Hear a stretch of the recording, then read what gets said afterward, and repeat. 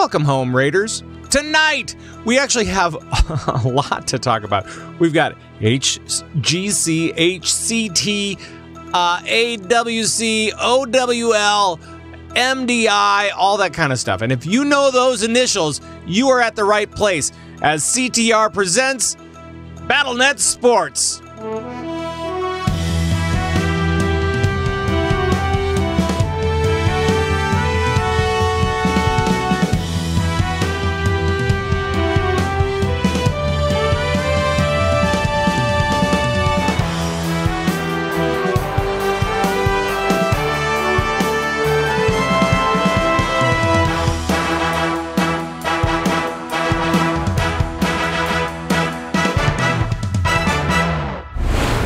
Thank you so much for joining us at BattleNet Sports. My name is Pat Crane. I'm your host of this little podcast. And like I said, we have so much to talk about.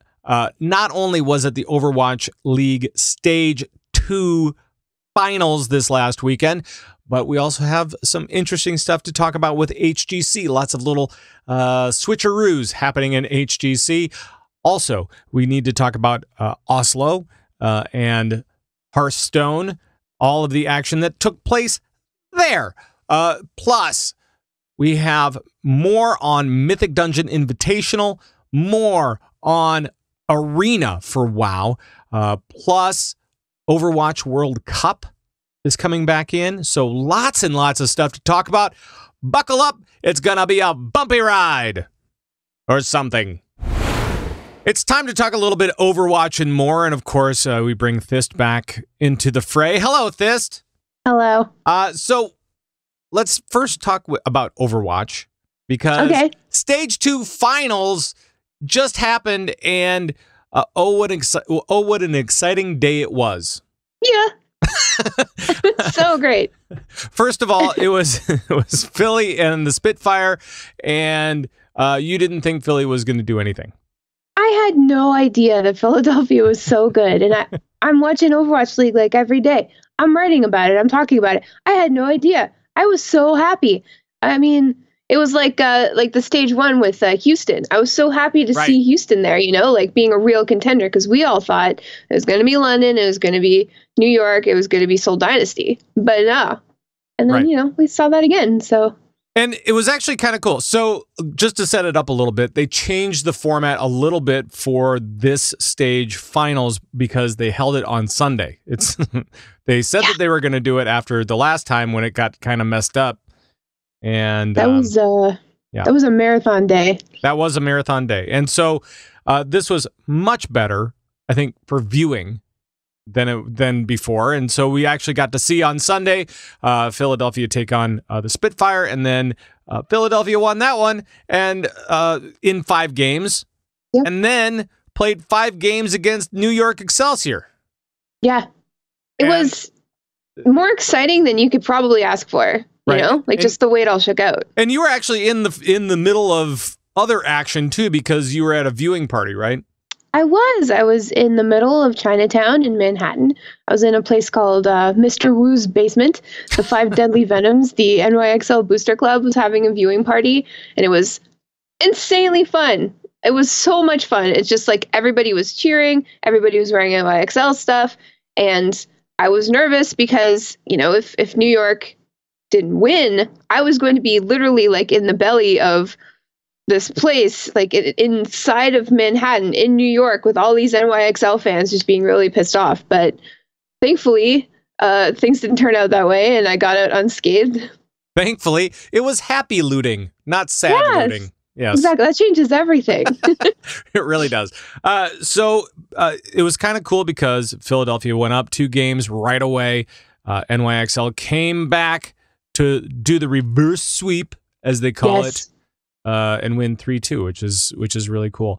And lots of great action. And I really do suggest that if you didn't see any of it, go back, watch all of it.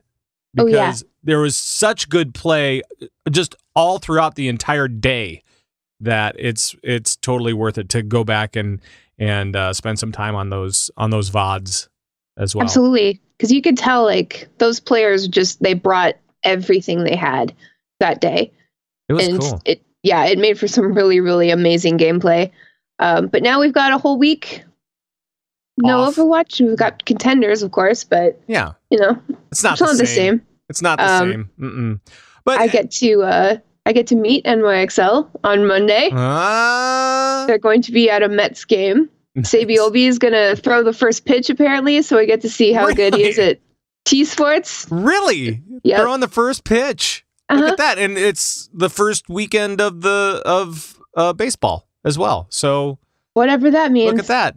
That's kind of cool. I mean, baseball's returning, and Sabiobi's going to be throwing out the first pitch for one of the first games, home games. That's pretty cool.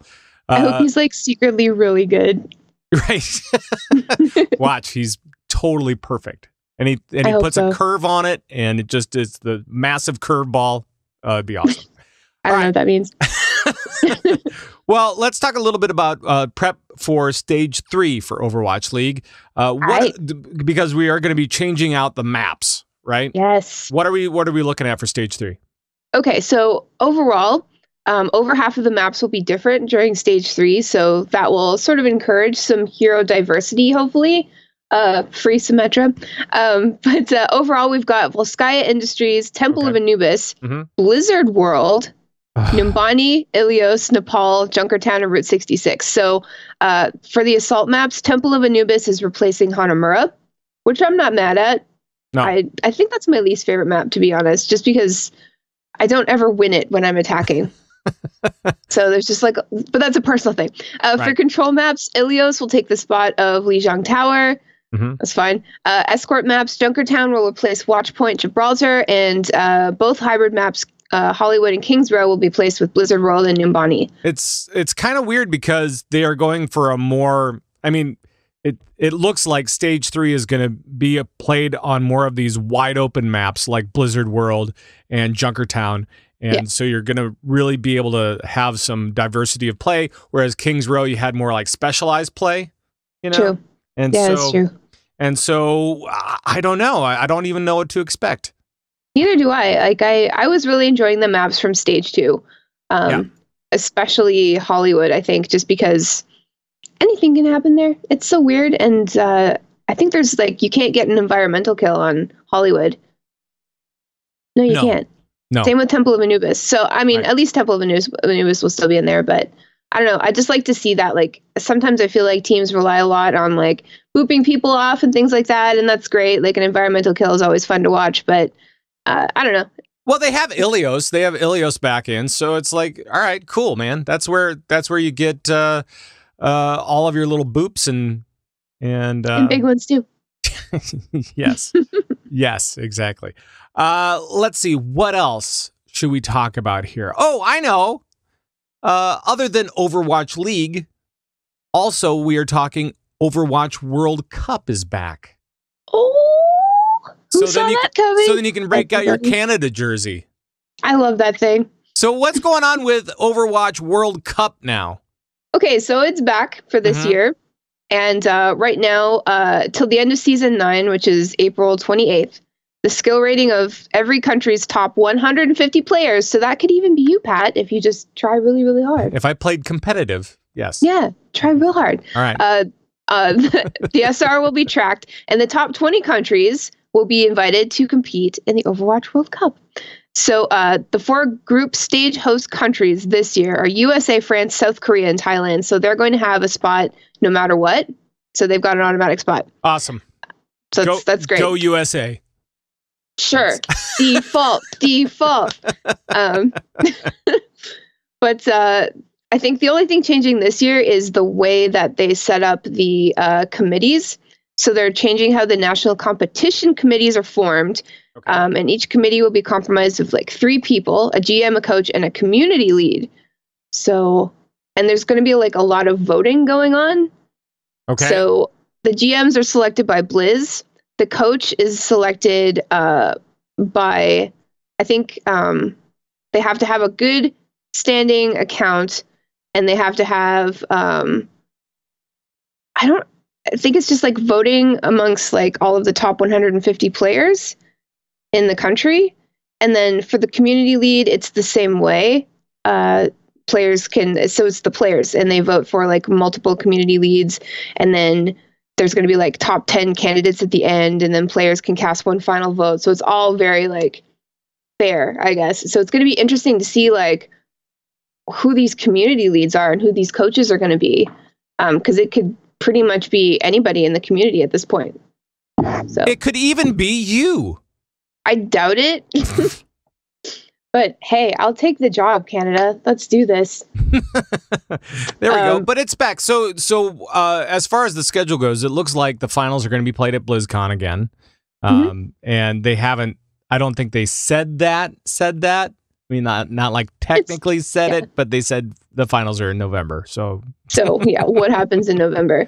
But they did say that Overwatch League members can compete for spots on the team of their country of citizenship. So yes, XQC might play for Canada again, if you're wondering. Right. And he definitely wants to. So okay. All right. So that's kind of like the Overwatch overview of Overwatch. Yeah. Of all the esports stuff. Well, let's talk a little bit about MDI. The Mythic Dungeon Invitational is they're doing time trials right now, and we have a thing over on Raider.io, right? Yes, we do. So we've got 5 days left in the time trials, and so that's 3 different dungeons. And teams have to run through them as quickly as possible. And Raider.io has this really great, ever-updating list of the top 20 fastest runs for dungeons in the world. And it's really interesting because you can see for the plus 20 keys, it takes like 8 to 9 minutes. So like the fastest have like a little less than 8 minutes. The longest are like a little past 9 minutes. Right. Plus 22s, 15 to 25 minutes. And plus 24s, 20 minutes to an hour. Yeah. Yes. That is so cool. Like it gets a little tough at plus 24. I guess it does. I wouldn't know. I would like to know, but man, that's a whole hour. Yeah. That's an hour you can't get back. No. But that's the top 20 teams in the whole world. Right. So right. Well, and let's talk about what the next steps are for these guys as they kind of go through the time trials and stuff like that. What do we know? What's happening down the line for these guys? Okay, so the top 8 teams from the time trials, based on like total completion time, will move into the regional group stage. So the top 8 teams in the regional group stage will be competing head-to-head against teams from within their own region to make it to the global stage. Right. So time trials, regional group stage, then global stage. The regional stage is the best of 3 double elimination with the top 2 teams advancing to the global stage. So once 2 teams from each regional stage gets to the global stage, the global stage consists of 8 teams, 2 from Americas, 2 from China, 2 from APAC, and 2 from Europe. Right. And teams will be seeded into an 8-team bracket based on their performance, and there'll be a double elimination, best of 3, grand finals, best of 5. And do we know, as far as timing goes, we know the group stages are actually coming in a couple of weeks, essentially. They start in a couple of weeks, and they're going to be going by region, and it's going to be going through May something. Right? Something, yeah. And then, so for the World Championship stuff, that's all going to be at BlizzCon, right? I assume so. It might actually be at the Blizz Arena at some point. Well, I would think at least part of it would be. Right. The beginning part would be, because I think they did some stuff offsite last year, but they didn't have the arena up yet. So now it would make sense to have it like the week before BlizzCon, have it at the arena, along with any of the other esports that they can cram in there at the time. Oh yeah, cram it all in. But but that's what I'm most excited about, because I feel like a live event that has the actual players there actually on stage really legitimizes an esport. And last year it seemed like the MDI was just kind of not an experiment, but it kind of was, and it seemed that like they put the production value was definitely there and the entertainment value was definitely there, but all of these players were playing in their own houses, Right. So it still seemed infantile, if you will. But if they bring these like top 8 teams from all over the world to the Blizzard Arena or BlizzCon. Like, that makes it legit. And that means that we can go watch. So I'm really hoping for that. Well, and so you may want to think about going to California early. Yeah, I mean, I might have to. I would do anything to see that. It would be so great. Before. Like, you'll have to stay for 2 weeks. Maybe I'll just stay forever. And then just stay forever.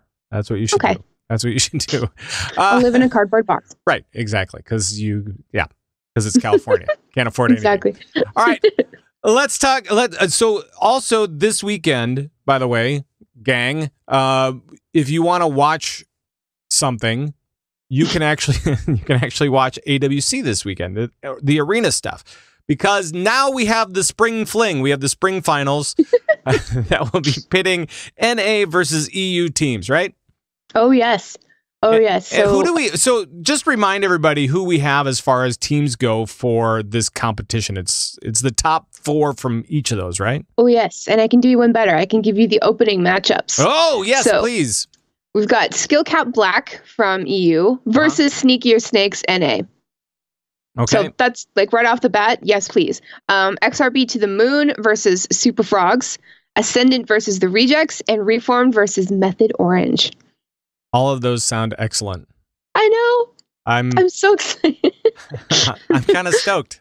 I didn't know that you had that. That was a nice surprise. You're welcome. You're welcome. Yeah, now we know exactly what to look forward to. So that's on March 31st. And April 1st, so this weekend. Right. And so do you have any picks for this weekend for Arena?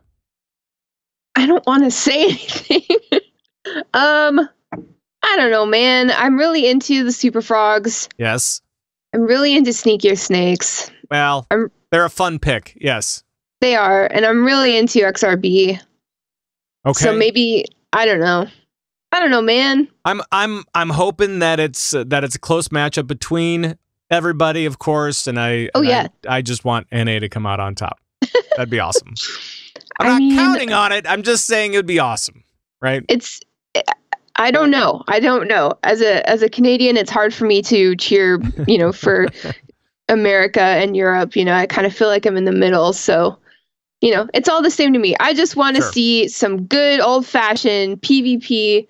With maybe a fire mage thrown in there at some point, maybe a team comprised entirely of monks. Who knows? Oh, that would be awesome if they brought out the 3 monk deal again. That would be amazing.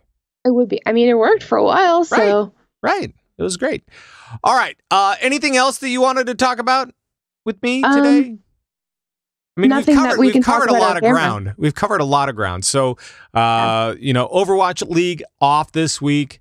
Let's see. MDI, you can't really see it, but you can kind of watch the times as they go by at Raider.io. And the only thing you can watch that we've talked about this weekend is arena stuff. So go watch some arena. Oh, yeah, because it's the spring fling. Yes, it's the spring fling.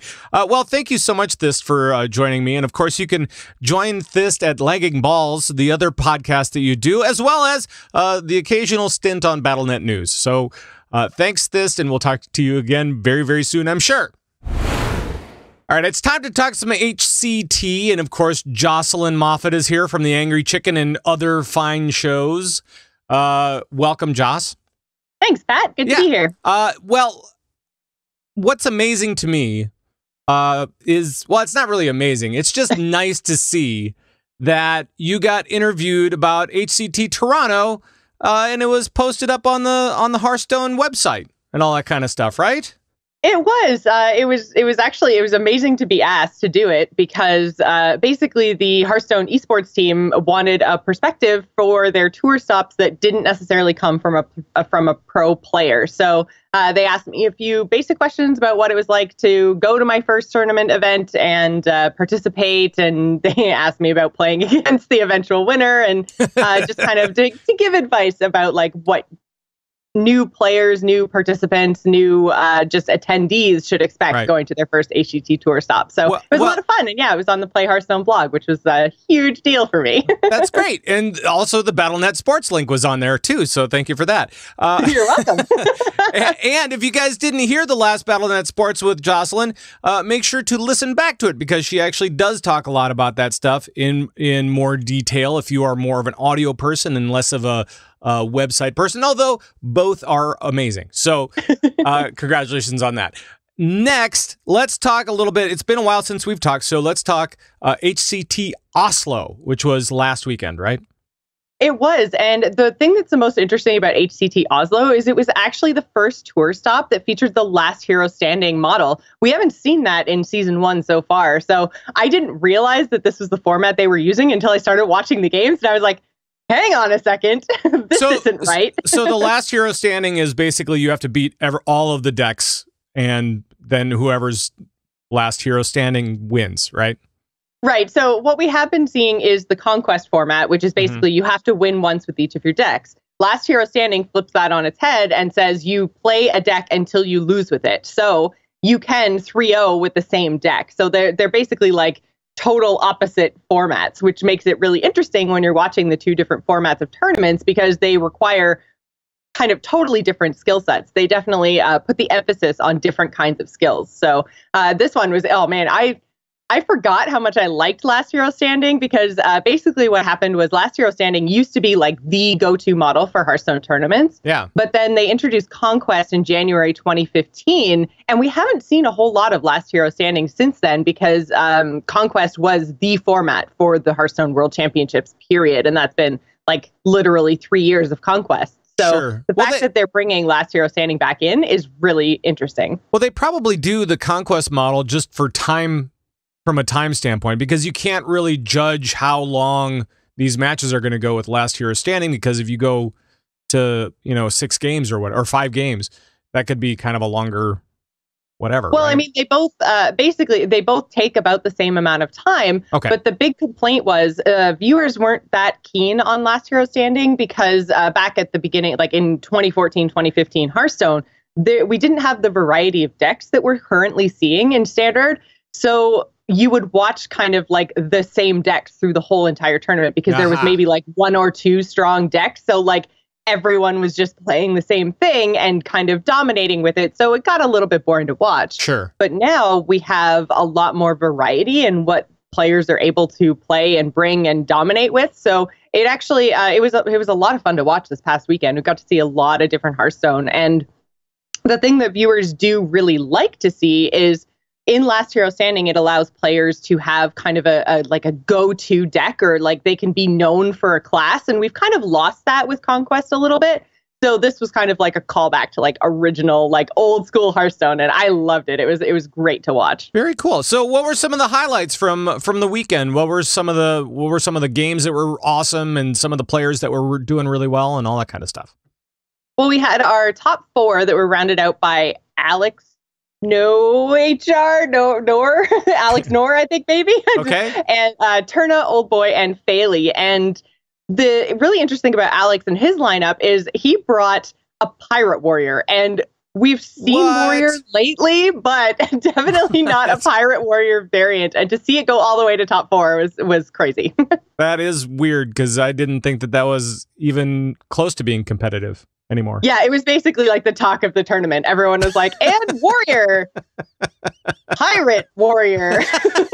That's funny. So he definitely took some people by surprise. He wasn't the only one. I think there were about 7 or 8 people overall who did bring a Pirate Warrior variant. It's been kind of up and coming on ladder and like sneaking wins in here and there. So it's kind of been around, but definitely not one of the more popular decks. Control Warrior was still more popular in the tournament, but the Pirate Warrior obviously performed better, which is just crazy. It's kind of it's a flavor pick. I think that's what you call it, right?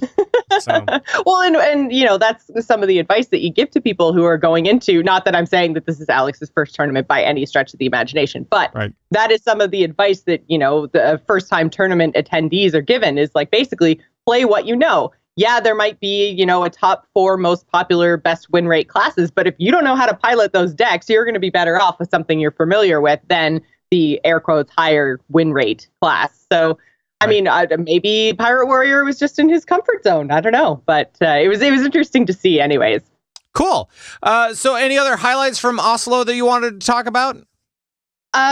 Just basically there's a resurgence of Rogue, which is kind of interesting. All 3 of the archetypes for Rogue actually made it into the top 8. So there's the Kingsbane weapon variant, there's the Miracle variant, and there's the Quest Rogue is back now too as well. Really? So yeah, so all 3 of those archetypes actually made it into HCT Oslo's top 8, which was awesome to see.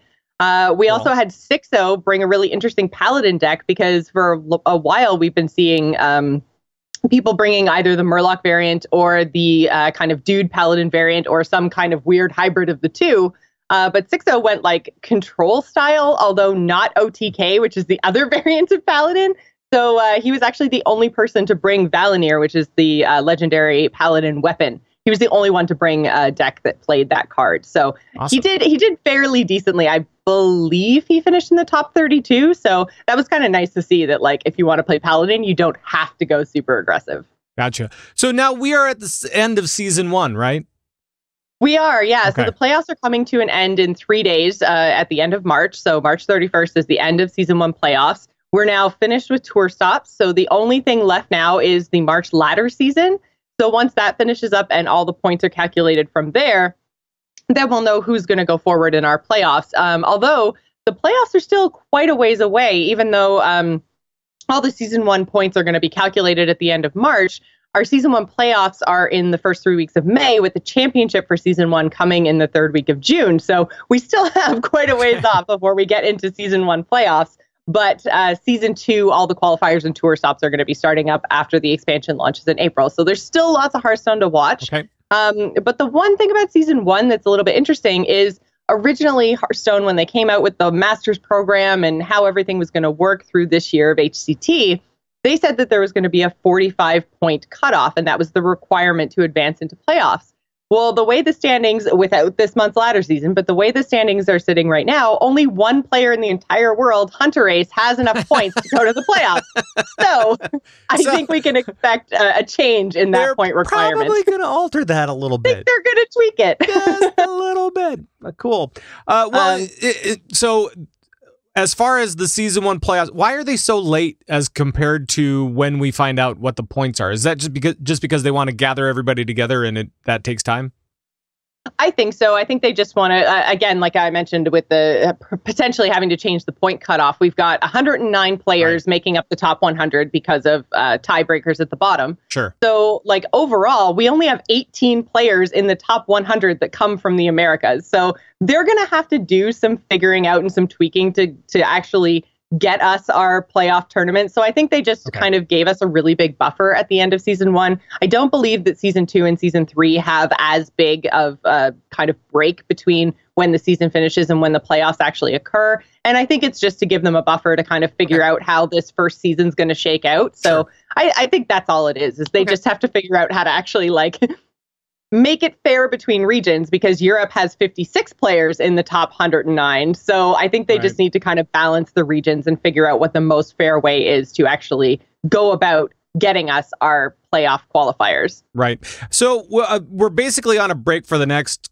few weeks while season 1 ends and the beginning of season 2 is coming. But until then, we don't necessarily have a ton of HCT to watch. However, there is something that's happening this weekend that I think is kind of fun, right?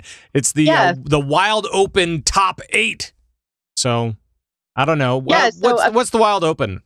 Well, a few weeks ago, we had the kind of top 8 qualifiers, and it was really interesting to watch because we had a lot of players who are known for, like, standard ladder play or HCT play who went up against a lot of these wild players. And it was interesting to see the difference between, like, people who were wild specialists going up against some of the more, like, bigger names of Hearthstone and winning. So it was a really interesting qualifier. We ended up with our top 8 wild players, 2 from each region. And the only player who you guys might actually recognize the name of, if you are like me and not a huge kind of wild fan, wild player, is actually Faye, who just finished second in HCT Oslo. he's in the top 8 representing Europe in the Wild Open. So that's this week, March 31st, 9 a.m. Pacific time is when it starts. And so I'm really interested to see how this all plays out, because there are a lot of decks, obviously, in the Wild format that you don't see anymore in Standard. So it'll be a nice kind of mixing it. I feel like the last few weeks of Hearthstone has really been mixing it up with Last Hero Standing and now the Wild Open. So we've got lots of stuff. Yeah, and especially with a couple of the moves that they made with some of the cards that went into the Hall of Fame and all that kind of stuff. It could be kind of interesting to see some of those big giant, possibilities, the giant decks coming into play. And like, I just remember the giant mage, I think is what it was. And I just crushed all the time on that one. I was so happy. And now maybe it's coming back. I don't know. Well, the really interesting thing, I'm glad you mentioned giants, because the whole Giants idea really caused a stir in the Wild community a little while ago, because Naga Sea Witch was changed. And basically what that card does is it sets the cost of your cards to 5. So originally the way it was working was your Giants would just cost 5 mana, period. Mm-hmm. But they adjusted the card and the way it works in the background to the way that they said it always should have worked, which basically meant that it set the original cost of the Giant to 5, and then whatever their mechanic was on the card to reduce the cost then was applied. So all of a sudden, you were able to play Naga Sea Witch on 5, and by doing not a whole lot, you were then able to play a whole bunch of Giants for 0. So you ended up with this Naga Sea Witch and, 4 to 6 Giants, 8 Giants that were requiring an answer. So because they were mostly, most of the Giants are neutral, and the Naga Sea Witch is also a neutral card, it took over Wild for quite a long time. It was like you had your Naga Sea Witch Giants package, and then you built a deck around it. I'm gonna have to revisit that. I haven't played Wild in a while, so it's I'm looking forward to it now. You've psyched me up for it. All right. Good. Any other HCT news that we would need to bring the people? Not really. I think that's pretty much it. Like you mentioned, we've got a break coming in the beginning of April. We're expecting a new expansion launch, which will also trigger the new standard year. We're expecting that to come kind of either April 10th or 12th. Mm-hmm. And so when that happens, we've got tour stops that kind of ramp up right afterwards. So we're kind of in a bit of a holding pattern now as season 1 kind of comes to a close, and we're waiting on the next expansion. But once we get our rotation, it's going to flip everything on its head. I can't wait for the shakeup. I will ask you this one more time, because we've seen a few more cards kind of trickle in for Witchwood.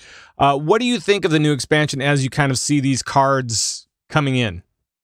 It's always really hard to do any kind of a set review before we get all of the cards. But I think that the odd and even archetypes, I hope something comes of that, because I like the idea of building a deck around a set condition. Right. When it doesn't necessarily have the swing factor of something like a Reno or a Keleseth where you have to draw it. I like the idea that they've just made some of these odd, even legendaries happen from the start of the game, regardless of whether you pull it out of your deck or not. So I hope that those actually turn out to be mechanics that are interesting and viable in a competitive setting.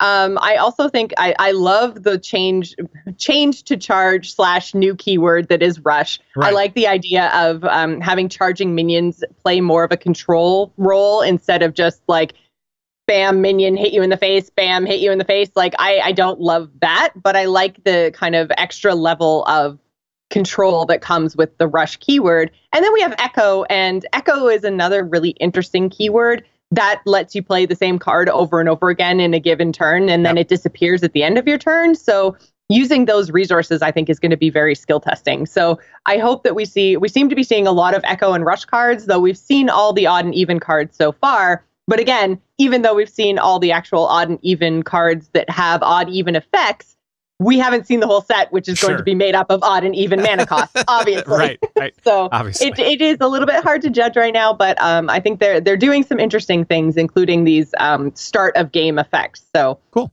I have high hopes for Witchwood. All right. I mean, Gadgetzan is going away, so everyone is happy about that.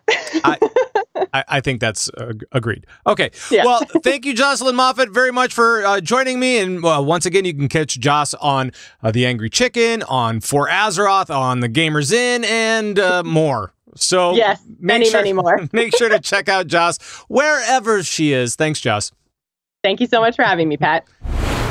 Let's talk some HGC. We are going into part 2 of phase 1. It's very confusing. So, of course, Jules Scott is here to talk about that. Hello, Jules. Hello, Pat. I'm here to save you from the terminology monster. Save me for myself. All right. Now, we went through the different clashes. We went through Western Clash. We went through Eastern Clash. And we've had kind of a little break. And apparently, there were a bunch of changes that happened. Yes. What's going on? It wasn't. This stuff was not expected because there shouldn't really be a lot of roster changes happening right now. Okay. But guess what? There have been. So we start with the big news on Simplicity. It's been kind of ranked down towards the bottom of the ladder. Yep. Their tank player Airho was suspended from HGC for the remainder of 2018. That's a big suspension. Now, Airho did some bad stuff. Oh, some really bad stuff. Some really bad stuff. And was fined, which is unusual for HGC because unlike with Overwatch League, they don't have a steady income, right? I mean, they do. No, they do. They do. Okay. They're paid. They have like a $25,000 salary in HGC. Yeah, it's nowhere near what they're getting in Overwatch League, though. So. No, not at all. Unless they're cutting some sweet deals with their orgs, it's not the same at all. Sure. So that fine hurts, and it is. But this is really the only major suspension that the league has had, and to the extent of it being he's out until 2018. He's been released by his org, so he couldn't even come back to his org at any point. 2019 would be when he could possibly play again in HGC, and still that's questionable. Blizzard's official announcement was that his violations included a violation of behavior and anti-harassment policies. We've seen some stuff. There's some rumors out there. If you go out on Reddit, you can dig it all up. Mm-hmm. Let's just say that Airho is not a good person and leave it at that. Well, he is definitely not portrayed him as such online. No. So, no. I've actually had issue with that player for years because he has been very, very unsportsmanlike for many years. And so this didn't come to a surprise for any of us. It was right. The stuff that he did to get suspended, that was a surprise because we didn't see, it's there. You could see it coming. I don't pay a lot of attention to that. Pay more of attention to their activity inside the league. And inside the league, he was kind of a butt. So. Nice. I like that. But that wasn't the only change within the organization, right? I mean, within HGC, there was other stuff going on with sponsors and other stuff, right? Yes. I will say real quick, Simplicity is currently playing with Prismaticism. The team has until today to pick a permanent replacement teammate. So it could be Prismat, could be somebody else. But also, Space Station Gaming is another HGC team. They have parted ways with their sponsor, or I think more likely their sponsor parted ways with them. And so the team has returned to their previous name of No Tomorrow. I kind of dug for a little bit of information on this, found it on Reddit. One of their team members, Equinox, actually confirmed on Reddit that Space Station Gaming gave back the spot from HGC. They owned it, but they gave it back to the team to get out of Heroes of the Storm. That came from one of their players. So it wasn't necessarily the team. It wasn't anything like that necessarily that we are aware of anyway. Yeah. But it's that they wanted to get out of Heroes. And so they're just like, you know what? Here you go. We'll just give this to you. See you later. Yeah. Bye-bye. Yeah, because there was a lot of speculation about the team ownership guidelines being the problem, and it wasn't, at least from what Reddit is saying. So on their team, they've changed their name, and they're also playing with a replacement player as well. Their player Jason is stepping away from the team for personal reasons. If he chooses to return to HGC, he has to wait until September. So they're now temporarily replacing him with a player named Jin, who's been playing in Open Division and won 3 times the Open Division Cups so far this year on Team XD. So I don't know when the team needs to declare who their permanent replacement is at this point. I'm guessing it's today. And I haven't seen anything so far, most likely, because, esports players where basically like they sleep during the day and then they get up at night and they stay up all night. So we'll probably see it in the middle of the night. Sure. That makes sense. That's the roster and team name updates. So we've got Space Station no longer. No Tomorrow is who they are now. Okay, cool.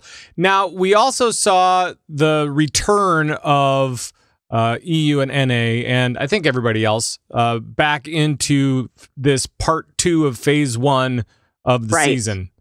Right. It's very confusing, but it's just post-clash action. We got back into it. You can do this. You can do this. We got back into it. So what happened in this week of returns? Did we see some interesting play? We sure did. So I watched the entirety of the entire weekend's play, and I was hoping for some good matches. I got some really amazing matches. First off, we got Team Freedom, who's been ranking up towards the top of the rankings. They made it to the Western Clash and went out. They were the first NA team to go out. They lost to Team 12 and by an 0-3 margin, which was really surprising because Team Freedom has been ranked higher than Team 12 or very, very close to that for quite some time. And they got annihilated. They look like they're in a major slump. I can't tell what is wrong. So my guess is that there's communication issues because that's usually where you go with it. Sure. That's, totally unprofessional opinion, but that's my guess. Team Freedom, I don't know where they're going, but it's not anywhere but down right now. And Team 12 looked really good. So, it is a long season. So, there's still a chance for those guys to come back. And it's only since the Western Clash that they've really been on their downward trajectory, right? A little bit before. It was like, it was a couple weeks prior to the Western Clash, and it just keeps getting worse and worse. All right. So, but the premier match of the weekend, if you need a VOD to watch and try to catch up on some HGC action, you got to watch the Heroes Hearth eSports versus Gale Force eSports. This was Sunday night's match. It was going on at exactly the same time as the Overwatch League Phase 2 finals and Stage 2 finals. Like, literally at the same time, these games were going on. And it got to Game 5, and they were both at Game 5. And it was, like, right at the same time. And I'm like, oh, my gosh, it's double monitor thing going on. Yeah. Great game. And spoiler alert, it was Heroes Hearth starting out losing the first 2 games, went all the way to a 5-game set with a reverse sweep.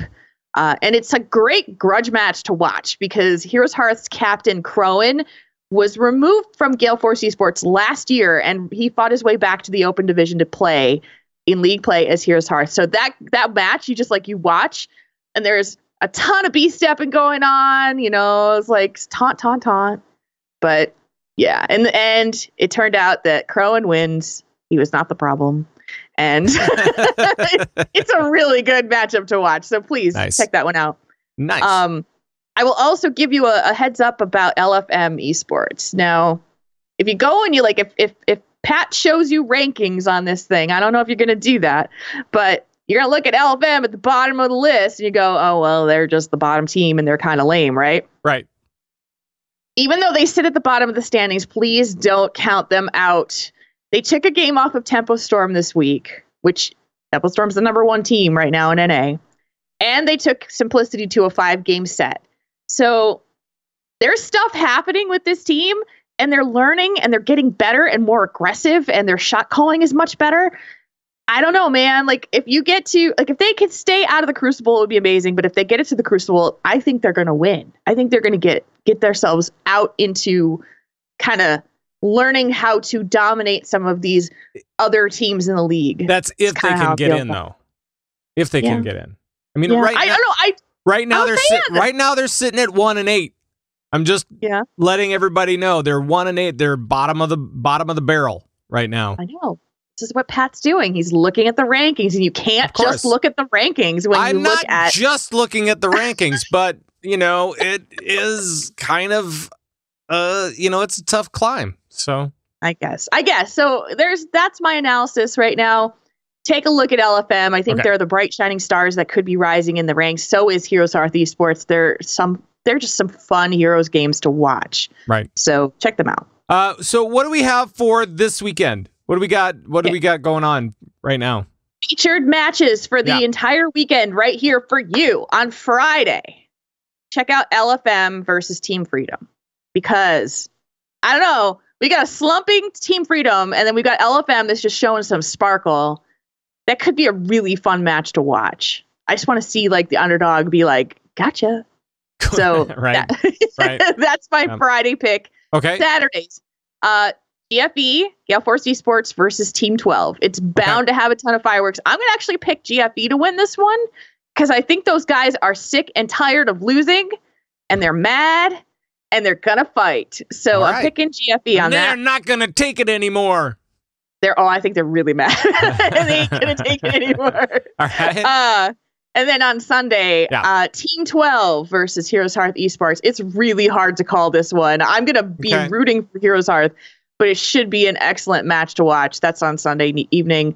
So those are my, of course, watch all of them. But if you can only pick certain ones, those are my picks for you. Sure. All right. Anything else for HGC that folks need to know about?